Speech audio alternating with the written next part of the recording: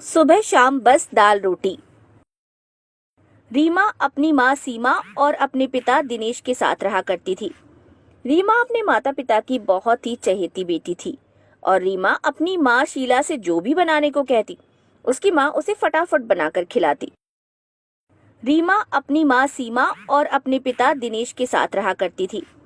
रीमा अपने माता पिता की बहुत ही चहेती बेटी थी और रीमा अपनी माँ शीला से जो भी बनाने को कहती, उसकी माँ उसे फटाफट बनाकर खिलाती। एक दिन रीमा अपनी माँ शीला से कहती है, सुनो माँ, आज तो मुझे पिज्जा बना के खिलाओ ना, कितने दिन हो गए मैंने पिज्जा नहीं खाया।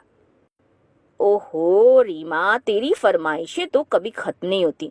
अब तू इतनी बड़ी हो गई है, तेरी शादी की उम्र हो गई है, थोड़े दिनों बाद अपने ससुराल चली जाएगी और तब भी तू ऐसे ही करेगी क्या? तब तो तुझे ससुराल वालों को बना के खिलाना पड़ेगा। अरे माँ, तुमने इतना कुछ खिलाया है, इतना कुछ मैंने सीख लिया है, मैं खिला दूंगी। और अभी मुझे कहीं नहीं जाना है, अभी तो मुझे पिज्जा खाना है बस।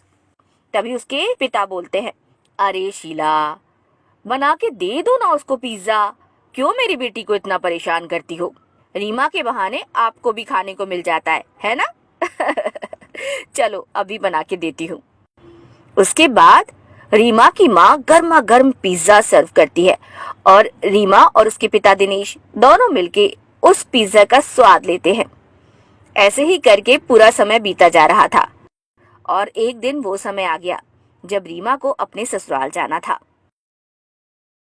वो ससुराल में पहले दिन जाती है तो उसकी सास उससे बोलती है, सुनो रीमा, आज तुम्हारा ससुराल में पहला दिन है, चलो आज तुम कुछ बनाओ। एक काम करो, तुम्हें आज बनानी है दाल रोटी। रीमा बहुत खुश हो जाती है। अरे वाह, सासू माँ ससुराल में पहले दिन दाल रोटी बनवा रही हैं, ये तो मैं फट से बना दूंगी। मेरी माँ ने तो मुझे बहुत कुछ सिखाया है, चलो दाल रोटी ही बना दी जाए। रीमा सबके लिए दाल रोटी बनाती है।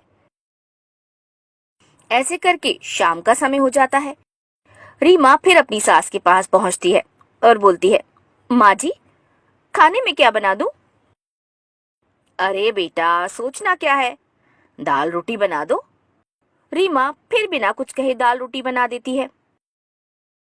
और ऐसे ही करके जब भी रीमा अपनी सास से पूछती कि क्या पकाना है, बस सास यही जवाब देती कि दाल रोटी बना दो।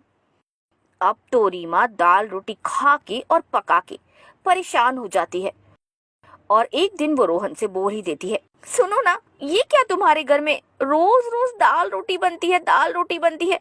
आखिर क्या कारण है कि तुम लोग इतनी दाल रोटी खाते हो? मैं तो थक गई। मेरे घर में तो कभी बर्गर, कभी पिज्जा, कभी चाउमीन, कभी पनीर की सब्जी, ये सब बना करता था। मैं तो सारे स्वाद ही भूल गई।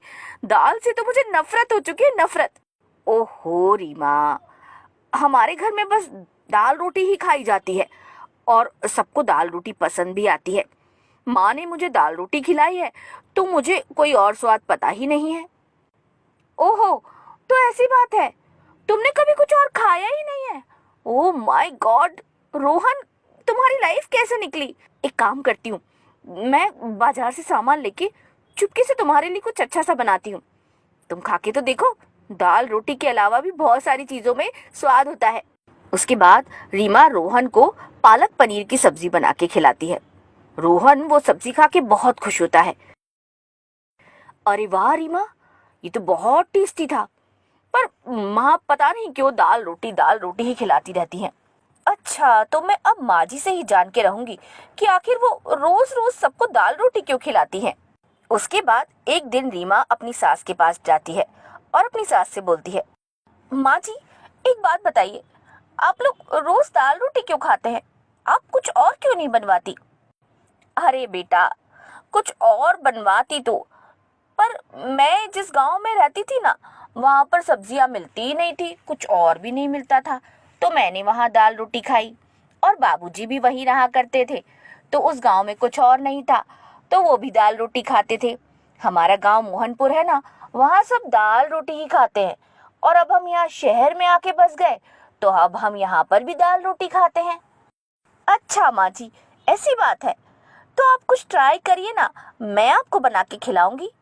अरे बेटा, हमने कब मना किया?